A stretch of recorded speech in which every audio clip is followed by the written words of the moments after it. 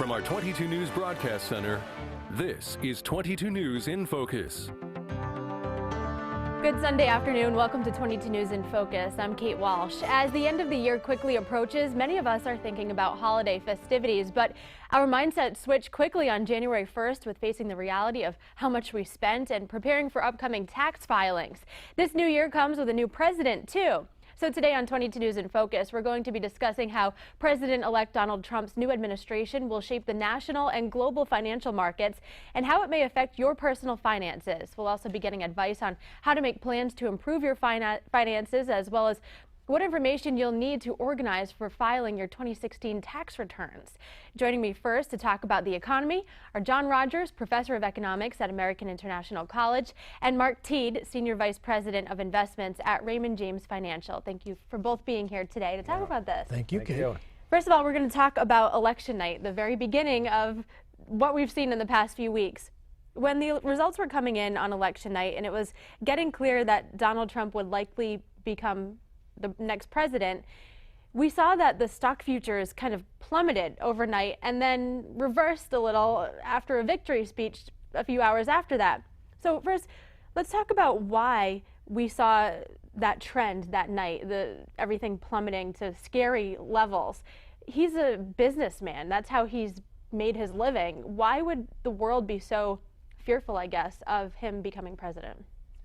I think the main reason is he's an unpredictable candidate, and markets tend to dislike uncertainty. So I think they kind of voted early for Hillary Clinton, thinking everything would be smooth transition. When it turned out that wasn't the case, they thought about the uncertainty, and then they realized that actually things could be better for the business community and for the markets, and so everything reversed. And it was through that victory speech, right, that we really saw everything switch. I think so. And people said maybe he really will turn around and try to govern for all the people rather than be so excessively partisan, which was the fear coming out of the campaign. And I think it's a little different. I looked at when the futures were down 900 points at maybe 2 o'clock in the morning. I looked at it as probably a black box, a data-driven computer software that was triggered in. If something didn't go as expected, it would just start to sell futures. And maybe the rest of the world, who was already awake and trading at that point, picked up on it. And at that point, I think cooler heads prevailed after that and said, wait a minute, this isn't as bad as we thought. His speech was good. So I think, the futures being down that much was scared the daylights out of me, I'll tell you that much. But it turned around so quickly that, the next day was actually quite exciting. do you guys remember another time like this where something so drastically changed overnight from really, really bad to pretty good?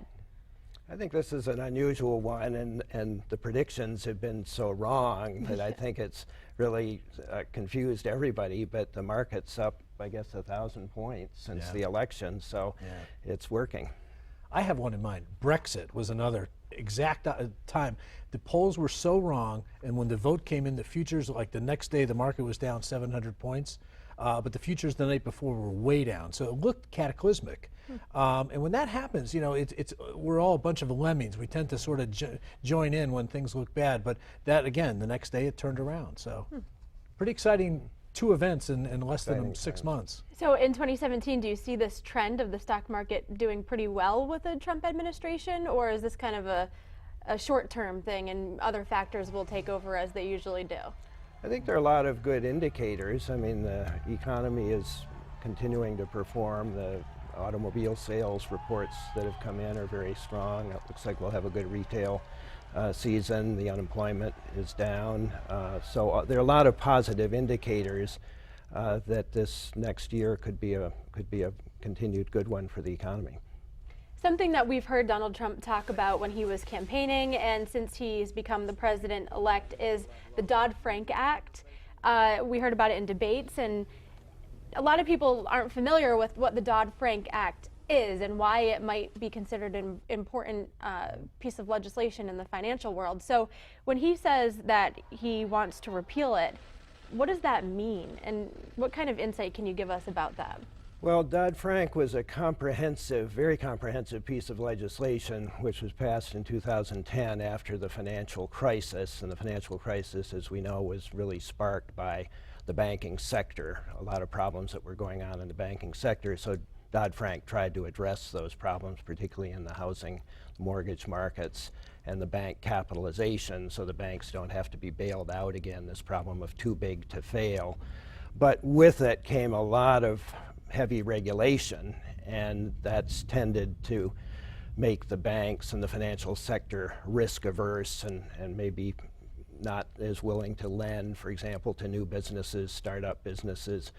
So the hope is that by lightening up on some of that regulation, we'll get a more business-friendly climate, and the banks will be able to really participate much more in, particularly the startup area, I think, is where people are very optimistic about these changes. So that's a positive from repealing it, but then we also have to remember why it was enacted in the first place. Do we see that coming back, this housing market crisis or other things that might really ruin our economy if it is reversed? Well, in the short term, I think we're looking at a pretty strong economy. Obviously, we have to be concerned in the long term, and one of the ironies is even after all this regulation, the big banks are even bigger in terms of their market share. So you still do have that too big to fail problem, and I think that's a real concern for anybody in a position of leadership in the financial area. Kate, I look at the Dodd-Frank legislation that was passed as almost a knee-jerk reaction, almost as if we were trying to criminalize economic activity. And to me, it's kind of the height of government arrogance. And maybe is the last big bill of regulation, because it was really a bill that was passed to help supervise and regulate the banks. And it's become a leviathan. It's 40,000 pages plus. Nobody knows how to do it, so they defang as much as they can along the way. And probably putting it out of its misery is a good thing. But I know people still want it. They still want the feeling that somebody's controlling these banks so we don't get out of control again. But it's hard to control human behavior. We do tend to go towards fear and greed. And when times get really good, greed picks up and bad things happen sometimes. What we need is sort of common sense legislation that will sort of take care of that. But I think Dodd-Frank went too far. Okay. You were talking about how Donald Trump was kind of an unpredictable character. I think we can all admit that during the campaigning and everything else, and what we saw in the stock market the night he was elected. But he also is a successful businessman. So do you think that his skills as a businessman will help our country the way that he said it would? Well, I think, to me, the problem with Donald Trump is he has some very good ideas, but he has them mixed in with what I consider to be some very bad ideas, particularly his attitude toward trade.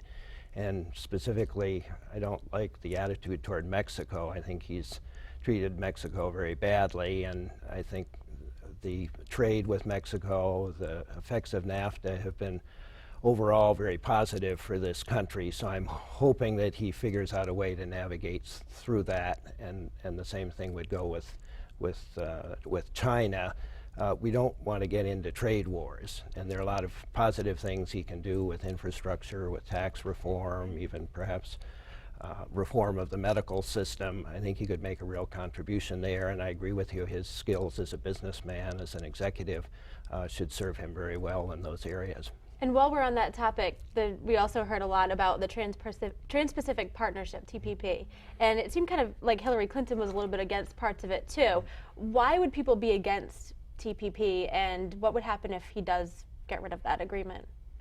Well, TPP would stimulate trade within the Pacific region, and with all trade agreements, they're winners and losers. So it would be very good for American companies that export. It would strengthen intellectual property rights. So a lot of the problems we have with China are violation of intellectual property. It would help there, at least setting the stage for agreements with China. But China's not actually in the TPP, but the idea is if it passed, it would roll out eventually to China. On the other hand, it would lead to more competition. The Rust Belt would probably be negatively affected again. And so that's the reason why so many people were nervous about it and anxious about it. And it looks like that whole plan, at least for the moment, for the time being, is dead. And Mark, what are your thoughts? I think, he's showing leadership in this area. I tend to be like John. I'm sure I'm much more of a free trader than Donald Trump is. But what he's done is he's put into the mindset of the American public that any trade deal is a bad thing. It's kind of like his book, The Art of the Deal, which I read many, many years ago. I think what he does, he negotiates from strength. So I think he's put the other countries on notice that he wants something that's going to help promote America first. Probably a very good thing. It's interesting to hear the tone, how the tone has changed just in a very short period of time. So we'll see. It could be very, very positive. And speaking about that, this week we saw that he, I guess, followed through, he's saying, with his campaign promises of keeping jobs at Carrier here and not moving to Mexico. Is that something that you would see as a success so far, or do you think this is something that maybe was planned to make him look good? Well, just asking. I think it's very good politics. It's brilliant, the timing, working over Thanksgiving to make this deal happen. But it's, in my opinion, bad economics. I don't think it's the job of the president to get involved in negotiations related to specific companies. And then you begin to wonder what were the trade-offs. If the state of Indiana wants to keep Carrier there and is willing to offer subsidies, that's fine, but I don't think it's something that the president should be getting involved in. I think it's exciting. I concede most of the points John just said, that you really don't want presidents negotiating with individual companies. But it's just, again, such a change in tone in a short period of time. I don't ever remember a president getting on the phone and jawboning a company to stay or not stay, and it can be a great thing. And at this point, I think it's so far it's a real positive, because people that work feel like, okay, somebody's got my back. And I quickly want to talk about OPEC as well. I believe this past week they talked about, they agreed on kind of stalling, or at least slowing down the production of oil in many of the big oil producing countries. And the U.S. is obviously a big oil producer now. So what do you see as a trend in oil prices moving forward in the next few months, now that OPEC has made this agreement, but maybe they don't regulate it as strictly as other organizations would? Well, I think they have been successful. It looks like they've been successful in creating an agreement to at least stabilize the prices. I think the problem is there is an oversupply of oil. There's a glut, if you like, in the oil markets, and you have some countries, Venezuela, Iraq, several other countries, Nigeria, that are really dependent on oil revenues. So they're going to have a tendency to want to, in effect, cheat on the cartel agreement and overproduce. But I think at least it stabilized the prices, which is probably a good thing overall for the economy. And as the U.S. is now a major oil producer, it's good for our energy sector.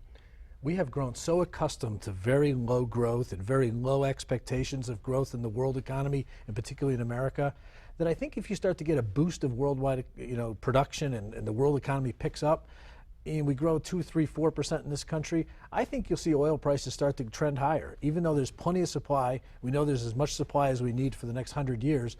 It's refining it and bringing it to market that's the problem. So I think it could we could see maybe these are the low prices, and we could see $60 a barrel or even 70. Pretty short. Which might mean higher gas prices for us.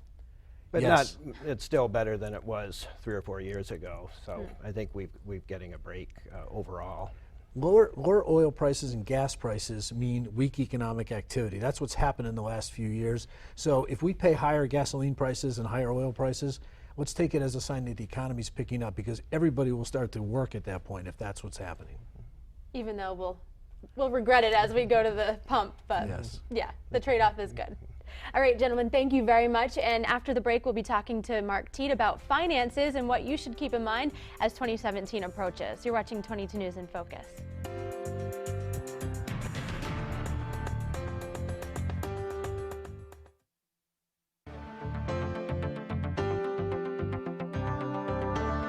Welcome back to 22 News in Focus. Today we're talking about the state of the economy and your personal finances as we approach the end of the year. So we just talked about the projections of the economy under the future Trump administration. And joining us again is Mark Teed, Senior Vice President of Investments at Raymond James Financial. He's going to be talking about personal finances, including your long-term goals. Mark, you're on every year around this time. I was actually watching our segment last year this morning, and you give a look back at the year that was in the stock market. So let's start with that. How would you say 2016 fared? Much better than expected. We expected, a pretty good year because the economy we thought would be picking up in the second half of this year, but much better than expected. I think a lot of things came together, and it looks like at this point we're up about 10% for the year. So that's about 4 percentage points better than we thought it was going to be. And why has it exceeded expectations? I think it's because oil prices firmed up. I think the economy got a little bit better. I think consumer confidence got a little bit better. And I think the secret for the year was housing started to really pick up this year. Okay, why did consumer confidence get better? Well, I think the further we get away from 2008, every year it seems to get a little bit better. And I think if I were Barack Obama, I would be taking credit for this economy. It's every year since 2008, we've gotten a little bit better. And this year, consumer confidence was at the highest point it's been in 9 years. So I think the slow and steady, things get a little bit better each year, has really helped the market. And probably the secret weapon, my favorite person, was Janet Yellen. She's done a magnificent job at the Fed. That was going to be my next question. I always ask you about Janet Yellen and her when she's going to raise interest rates. How many times did she raise interest rates this year? She's raised, well, none this year. She raised it last December. It looks like she's about to do it this year. But she's kind of like my Luke Skywalker. She brings the force in. And when she talks, people listen because everybody's worried about Donald Trump and what the uncertainty is going to bring, but when she talks, she has so much more power in the short term than what Donald Trump or anybody else is doing. So she's the most important person in the world right now for the financial markets. Does she have a lot of lobbyists trying to sway her, or is she kind of immune from that? I read last year that she had 904 meetings, which averages about 4 meetings a day. So I don't know if it's lobbyists, but I can't imagine how she does what she does. Seriously. Do you think that she'll stick around in the Trump administration, or is that something that usually changes? Well, he's got a chance, I think, next year to appoint. The terms overlap, so he can't fire her or anything. I think he'll keep her if he were smart. The markets respect her. She works hard. She seems to have the market's ear. We're starting to see rates move up a little bit, though, so we'll see how she reacts in the next couple months. And yeah, there's rumors that she might raise the rates in December, right? Yeah, it's more than rumor. The traders now think there's like a 90% chance that she will raise rates at the December meeting. So that will mean 2 increases, 1 last year, 1 this year, and we think maybe 2 next year if the economy picks up. Is there a reason she's doing it in December? Did she wait for the whole year to see how it all went, or does that not have to do with anything? Well, it did seem like the economy was kind of weaker, maybe in June and July. We had a little bit of a downturn. But I think probably now she's waiting for the election to get out of the way. So I think it's a good move. Okay. Let's talk about personal finances. What did you see when it came to your clients and businesses? I know you work with businesses too, but what did you see this past year when it came to their finances on the stock market? As much as the turbulent political season happened, people didn't get too worried this year. There was only one day that people got nervous, and that was the Brexit vote. That really did scare people because that was so different than everybody expected. The polls were wrong. That I got a lot of calls saying, what should I do? Does this mean the whole euro is going to break up? What if England's alone? Is Scotland going to break apart? What happens to Italy next month? So I think there were concerns about what was going on over there. But in America, it was almost like a tranquil lake. There wasn't a lot happening. The numbers came in, the employment numbers were okay, housing got a little bit better, so it was kind of a quiet year. What about retirement? How are people's retirement funds? If they stayed in, if they didn't get spooked by any of the events that happened in the last couple of years, they're doing better because at the end of the year, bonds will probably be even because we had a little bit of a rise in bond rates, and the market will be up. So if you stayed in the market and you just took your distributions, you've had a pretty good year. All right. What about year 2017? What do you see as projections for the coming year? Well, we've borrowed so much from the future. This run-up from the date of the election, we're up about 5% this month. That doesn't happen very often. So maybe some of the enthusiasm going into 2017 might already be in the market right now. So we could see a little dip here in December, followed by a Santa Claus rally, of course. And into 2017, I expect good things. If Mr. Trump keeps doing what he's doing, making the markets think that he's going to be a growth president, I think the markets will respond positively. Okay. So where should people invest? What were the big winners this year? Well, the big winners were probably technology again, industrials because the dollar tended to even out a little bit, so the industrial sector did okay. Healthcare was okay, but not great. But I think next year the sectors to be in probably are going to be technology again. Energy, I think energy is going to firm and go up at this point. Healthcare, and financials. I think with the rising interest rates, the banks will make money. So if you're in those 4 sectors, if you look at your portfolio and you say, I'm in those 4 sectors predominantly, you're probably okay.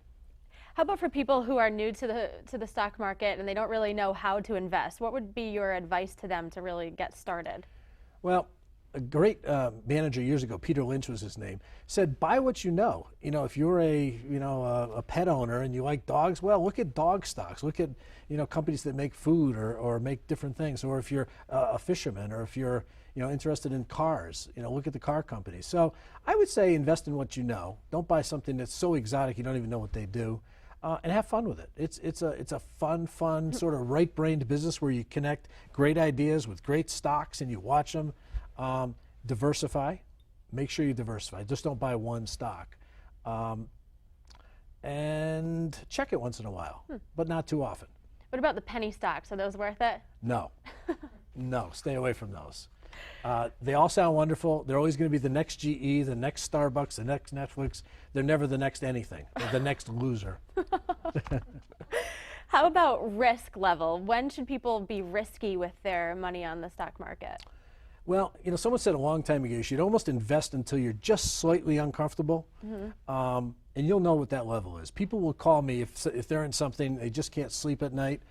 But I would say don't take too little risk. If you're in your 20s, 30s, 40s, even 50s, take risk. Look at the market as a great way to sort of help your retirement. Because when you get in your 60s and your 70s, people naturally get scared. And that's when they really start to change where they invest? Yep. And risk is a funny thing. It's hard to define exactly what risk is. Yeah. But you'll know it. If you have too much risk and you can't sleep at night and all you worry about is money, you're taking too much risk. But then sometimes you can win big with risk, right? Yeah, sure. What's the problem with being safe? Do you just not get as much of a profit? Well, it's the rule of 72 in our business. So if you take the estimated return that you can get, let's say it's 2%, and you divide 2% into 72, that means it takes 36 years for your money to double. So if you put $10,000 in, 36 years later it'll be worth $20,000. But if you can earn 12%, that means every 6 years your money's doubling. So it's just how much you want to earn. So taking more risk means you're going to get more return. Makes sense. Which means your money doubles faster. That makes sense. And you just have to know when to take your money out, right? You do. That's the where I hard come part. in. Yeah, exactly.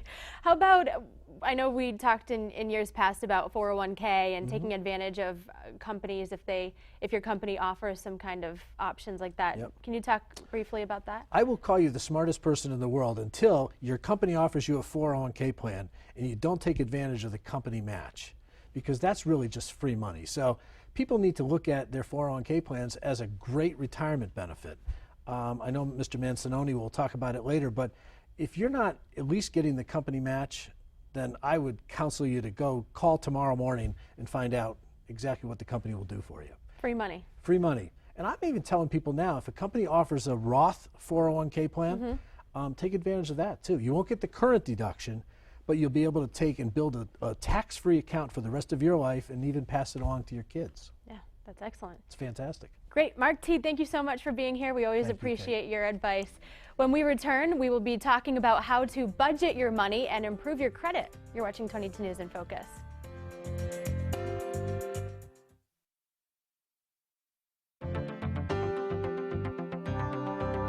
You're watching 22 News in Focus. Today we're talking about the economy and your personal finances. And despite a growing economy, some people are still working for minimum wage and have trouble making ends meet. Savings is not an option at this point for many people. So joining me now to discuss how to budget your money to best suit your income is Todd Christian. He's a financial counselor at Cambridge Credit Counseling. Thank you so much for being here today. Thank you, Kate. First, let's talk about what kind of services Cambridge Credit Counseling offers people. There's actually several services that Cambridge offers. First and foremost, they offer credit counseling for those that are looking to get help with their credit card debts.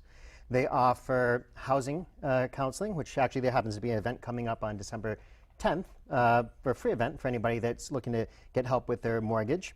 They offer bankruptcy counseling. They also offer student loan counseling. Okay.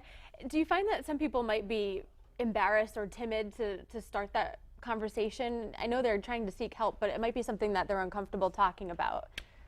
I do see that, and not only with people that they don't know, but surprisingly with family members. That's one of the strongest areas when I'm talking about creating a budget, to get everybody involved. You really need to get your whole family involved in the whole process. You know, we have this interesting survey that just came out, so I'll read it for you. You know, a lot of people budget for the holidays, of course, because you could go crazy buying toys and whatever else for family. But this TD Bank survey found nearly 8 in 10 consumers will overspend. Some feel the pressure to overspend, while others fail to take travel costs or extra groceries for holiday meals into consideration. So what kind of advice, you know, we're just a few weeks out from Christmas now, what kind of advice do you have for people trying to budget, but also trying to make the holidays extra special for their family? That's a great question. One of the things I tell people is, first, before you head to the store, write yourself a list of the purchases that you need to make. If you stick with that list and you attack your spending with a list, it's going to prevent you from buying those impulse purchases. That's good advice. How about for toys and stuff? Do people have a problem sticking with their budget with that, do you find? Yes, because unfortunately a lot of people use credit. I was teaching a class not too long ago, and a young lady said, we were talking about budgeting, and she raised her hand and she said, I have to tell you, I don't, and neither do my friends, carry cash. She goes, who carries cash anymore? You know, I have a debit card, and everybody takes debit, everybody from McDonald's to my doctor's office. And unfortunately, that becomes very easy just to swipe. And when we have cash and we see the money actually leaving our wallet, we tend to be a little bit more conservative with what we're spending. So do you advise for people, especially around the holidays, to take out a lump sum of cash from the bank and just, you know, siphon it off when they need to go at places, or should they use their credit cards for some things? It all depends on what type of interest rates you have. I say the main thing is to have yourself a list. You know, have yourself a list and know what you're going to purchase, and try and keep with that, and really stay away from buying impulse purchases. All right, let's talk about budgeting in general now. What's the importance of having a budget? A budget it's the key for us to determine where our money is going. We all know where our money goes when it comes to our housing, you know, rent or mortgage, when it comes to our car payments, insurance. But after that, a lot of people really don't know where their money is going. For some, it's a big surprise. We really need to start with an initial budget. And if you don't have a budget, unfortunately, there's a lot of people I speak to that don't have a budget. Just the word alone, budget, you know, can make some people a little bit fearful. When I teach the class, I tell people that let's talk about a spending plan. Let's not just call it a budget, let's call it a spending plan. This is going to get that negative tone away from you. But have yourself a budget and really start to estimate. If you've never had a budget, estimate how much you think you're spending and estimate all your income. That's the first step, having an initial budget, and then you're going to go through a adjusted budget, and then you're going to go through a crisis budget. So not only do you have one budget, but you have 3. Can you talk about a crisis budget and its importance? Absolutely. The initial budget is just that. This is what I think I'm going to be spending. This is what I think I'm going to be making. Even if I don't have a job, I can take my best guess estimates. A crisis budget is there because, unfortunately, there are things and times in our life when we're just not prepared for something. But if we have a crisis budget, that's going to help us get through the rough times. It could be something such as a loss of a spouse. It could be losing a job. If we have a budget, this is going to help us determine where our money is going to go, and are we going to be able to keep a house if our spouse is gone. Now, this is really going to help us figure out where our money can go. And I'm sure advice for that would be don't touch it for anything else, right? Exactly. Do you find that a lot of people might be tempted to touch that? When we have our budget, a proper budget is broken down to 5 categories: housing, travel, debt, savings, and other. Those are the 5 categories that I work on. And when we're working on our budget, I want us to work on our take-home money, not what we may be making, you know, or what we should be getting, but what we actually cash our check for. That'll make our lives a lot easier when we're trying to make financial decisions. What do I actually have to work with? When people find themselves in a tough spot, where do you think they take the money out of first? It's going to be savings. Oh, I'm only going to be out of a job for a couple of months, but 2 years later, they're living off credit cards. Have yourself a budget so that way you can start keeping money in a savings account and start building on that savings account. When you start working on a savings account and build money in there, that's going to make you feel better. People will see that, and I almost relate it to exercise. When you exercise, you feel good. When you achieve your short and long-term goals, and that's really what a budget is about, achieving your short and long-term goals. Your long-term goal, everybody's long-term goal, should be retirement. That is, how am I going to live once I no longer have an income? But give yourself short-term goals as well. I am going to work on a budget, and for this month, I am going to just try and figure out where my money's going. Keep track of everything. My next goal is going to be in 3 months that I can start putting money aside for savings. In a year, I plan on having money for a car. If you give yourself little goals and you see yourself achieving these goals, you'll feel a lot better. What's the best way of tracking how much you spend for a week if you're starting out trying to make that budget? Would you write down every night how much money you spent, or at the end of the week? What's the strategy in doing that? There's a couple strategies. I always tell people, go down to the local family dollar store, get yourself a little pocket notebook, write everything down that you purchase. We all buy things. People I speak to say, oh, well, I don't have any money. I can easily do a budget right now. Nothing from nothing leaves nothing. But we all buy things. Right. Even when we're broke, we buy things. So write yourself a little note, keep it with you. Every time I go to the Quickie Mart, I write down what I spent. Get receipts. Start getting receipts for everything.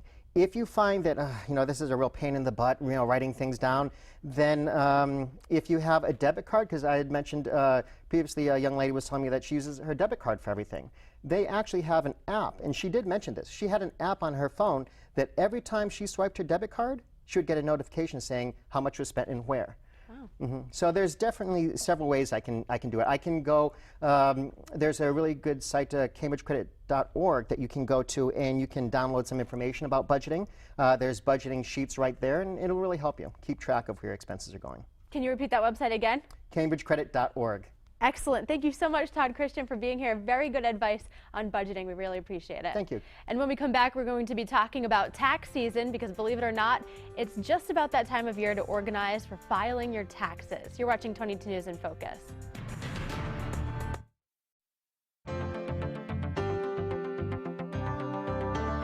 Welcome back to 22 News in Focus. Today we're talking about the economy and your personal finances, and tax season technically starts at the beginning of January of 2017, but most will file a few weeks after that. So what can you do now to prepare, and what last-minute deductions can you take to help reduce your tax bill? Well, to answer all of those questions for us about income tax returns and much more, we have Paul Mancinoni here, certified public accountant and owner of the Paul L. Mancinoni Company. So thank you for being here. We enjoy this segment every year that we have with you. Well, Kate, questions are fine. I said nothing about answers. But, and we look forward to the humor as well. Let's talk about Donald Trump. Yeah. People might not think it, but his pending presidency will affect tax returns, right? And the tax well, world. Thank you, Kate. Great question. He ran on lower taxes. And Kiplinger and some publications that try to predict what Trump is going to do are indicating that he will be dropping the top tax rate and bringing them down, both for businesses and individuals. So that would appear with a Republican Congress to be one of the easier things Trump can get done in this first year. That leads to tax planning. So our advice is, Kate, and this is very important, this is the biggest change, potential change in taxes since Ronald Reagan took office. Wow. And that is, if you have to buy something or you're going to have an expense this month, do it this month, because it's worth more to you if the tax rates go down next year. Alternatively, if you're going to be making some money that you can make next year, well, you might want to wait till next year because, again, the tax rates will be lower. This is a very unique period and probably could be, if he gets a tax plan through, the most significant, I think, of my professional career. So we're looking at a very interesting month ahead. Wow. Yep. And do you see that happening as one of his first acts in the Oval Office after he becomes president in January? From a personal standpoint and as a political fan of the process, I think that it will flow through easier than a wall with Mexico or some of the other stronger positions that Trump has taken. I think it's an easy get through for Congress, frankly. And can you explain to people at home why he might be doing this? Well, he wants to stimulate the economy. I mean, lower tax rates mean, and President Reagan felt the same way, that freeing up wealth in the hands of the wealthy would lead to investment in things of that sort that'll help spur the economy.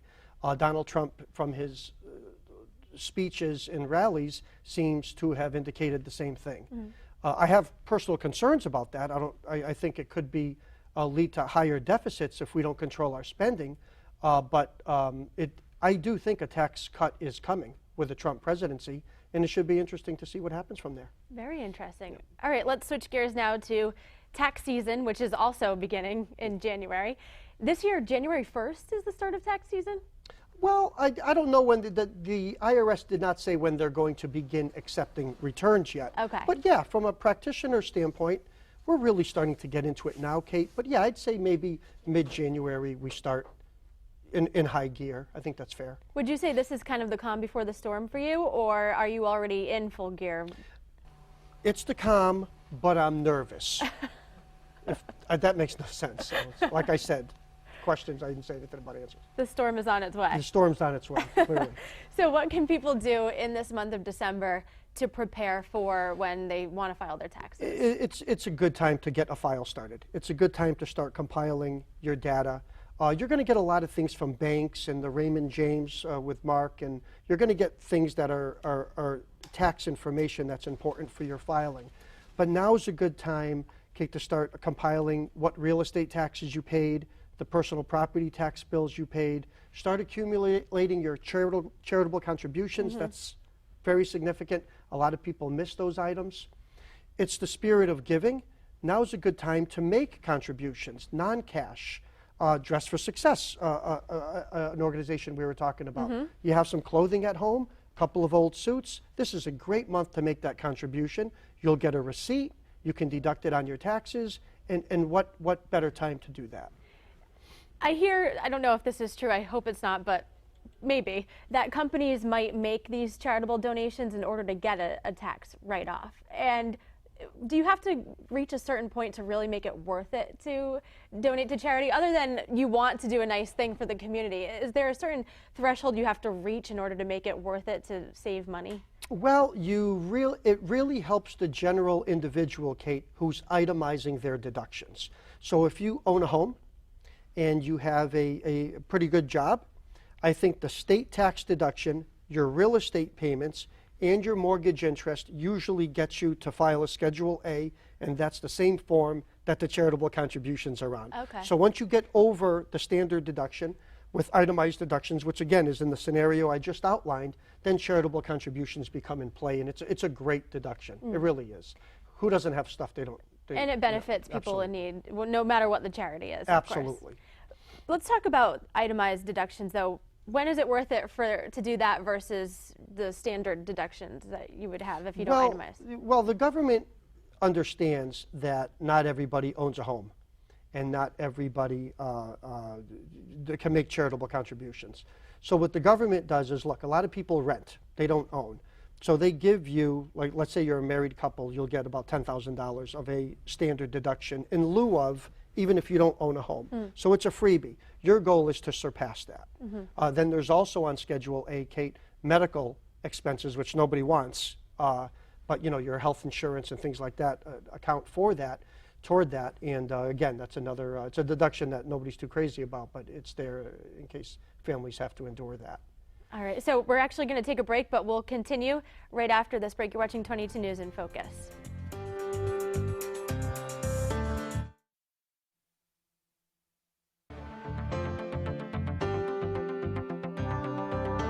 You're watching 22 News in Focus. Today we've been talking about your financial planning for the year ahead, and also starting to talk about tax season, which is right around the corner, really, just weeks away. We begin with that. So what other advice do you have for people when it comes to preparing everything they need to start filing their taxes? The last item that I would want to touch on, Kate, is related to capital gains. As Mark indicated earlier, you know, anybody who's been in the market over the past, since 2008, frankly, with competent advice has done well. And for that purpose, if you had any capital gains this year, you want to consider looking at some of the stocks that you aren't doing well on. By selling those losses, you can offset your gain. And that now is a good time to take a look at that portfolio, because there could be an opportunity to get some losses and offset your gains and minimize your taxes. Right, and so when you sell, you have to pay taxes on Correct, correct. And when you lose, you can offset your gain, therefore paying less tax. Beautiful. Anything else people should be doing before the start of next year to make sure that they can save money on their taxes? If there's any, again, as we said, Kate, and this, I can't stress this enough because this is strange tax times we're in, but if you have a deduction and you can make it this year, I think you should. And if you are getting income that can wait until next year, I think you should. That's great advice. Another big problem in recent years is these tax schemers who try to take our identity away and steal our tax money and get all of that personal information that's so precious to us. So what are you seeing when it comes to 2017 when we're filing our 2016 taxes? Yeah, by God's grace, Kate, last tax season we had no tax return identity theft. Wow. The year before we had 2, and they're alarming because you realize that, you know, the theft has come to your home, if you will. It's a huge problem, and it's the IRS's biggest problem. Most of their resources, if you had to designate money going to a specific area, is going to tax return identity theft. Just 2 days ago in Worcester, a preparer was stealing identities from residents of Puerto Rico. I cannot get into why Puerto Rico is a target, because it's not a good idea to. But Puerto Rican residents were singled out in this particular case, and $400,000 of false refunds were done by a preparer of all things. And that's the world we live in today. So the lesson is for 22 viewers, talk to your preparers. Make sure your preparers are credentialed, enrolled agent, CPA, tax attorney, have a credential. That's important. But also ask them, how do you protect my information once you have it? Where is it? Because if you're on a storefront in a shopping mall, Kate, with all glass and you can see file cabinets in back, I'm not entirely certain that that's the best way to go. But if you're in a high-rise or a tall building with security on the first floor, I happen to have the Bureau of Alcohol, Tobacco, and Firearms as a next-door neighbor. You would hope pretty safe. I sleep like a baby when it comes to tax return identity theft. But the truth of the matter is people need to ask questions. Ask your advisor. They have information. Ask your medical center. Medical centers in South Florida is the biggest leak of personal information. They sell it out the back door. And it is a huge problem, and I can't advise enough for viewers to be careful with their personal information. So what are some red flags that might, you know, be concerning when they're asking their tax preparer these questions about protecting their identity? Well, first is the tell that you've been robbed, and that's easy. When you file your return, the IRS will send you a letter and say, why are you filing a return a second time? That's when it's time to say to your preparer, holy cow, something happened. But again, you're looking for a well-credentialed, you know, have a sit down with your prospective preparer and really ask the questions and look around to see how they file things, how they store things. Some emails can't get to me, and clients call to complain. I'm actually happy with that. It means my firewall's working, and it's getting out some questionable email addresses. So that's the best you can do. A lot of people want to try filing their taxes at home. Are there problems with identity theft when they're doing that, or do you find that those kind of programs are pretty safe? That's a great question, Kate. First of all, thank you for asking it, because as a preparer, I love that. I think all young people should try to get TurboTax and try their own, so they see how the tax structure works. That's how I learned, just by studying the form. But yeah, no, I see no reason why you know, we're using sophisticated systems that we're paying a lot of money for, and part of that money is going to increase security, but I've seen no real threat with respect to TurboTax or items like that that you can buy off the shelf being used for tax return preparation. I have not. People just have to be knowledgeable about how to file their own taxes, or they could lose big time, right? Kate, once you get to your Schedule A, maybe you ought to think about having some assistance. But again, for a student coming out of college, first job, no house yet, by all means, I strongly encourage they try to do their own return.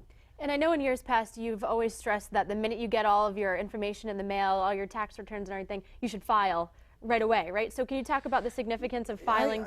Kate, I still believe that. I even said on this program that even if you're waiting for one 1099 from XYZ Bank for $30 of interest, don't wait for it.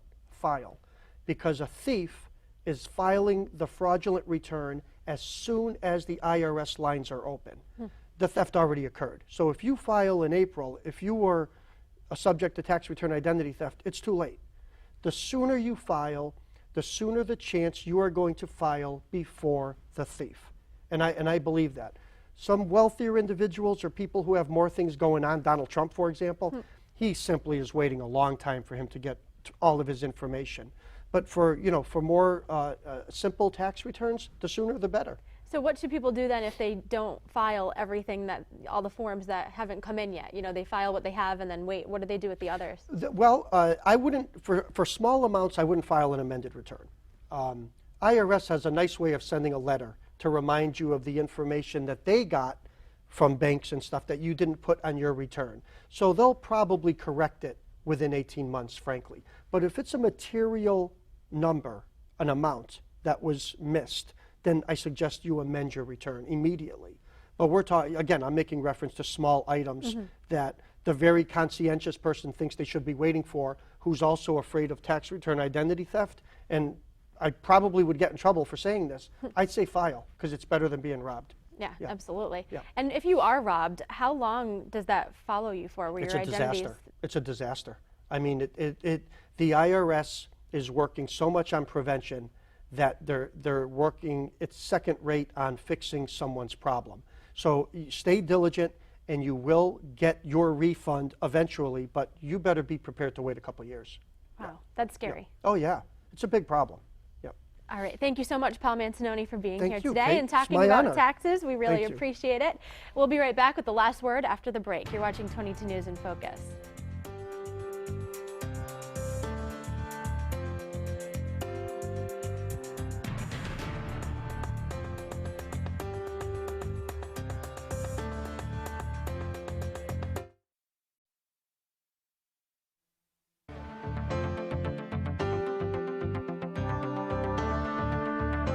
You've been watching 22 News in Focus, and today's program has been all about the economy, your personal finances, how to plan and budget for the future, and also to prepare your filings for your taxes, which is just weeks away, really. We've also talked about how a Donald Trump presidency could impact everything from your taxes to the world and national economy. So that's our program for today. We talked about a lot, and we want to thank all of our guests for joining us. That includes Mark Teed, Todd Christian, John Rogers, and Paul Mancinoni. Thank you so much for joining us today, all of you, and thank you for watching at home. If you missed any of it, remember you can watch it in full on our website at wwlp.com. And from all of us here at 22 News, we wish you a wonderful Sunday.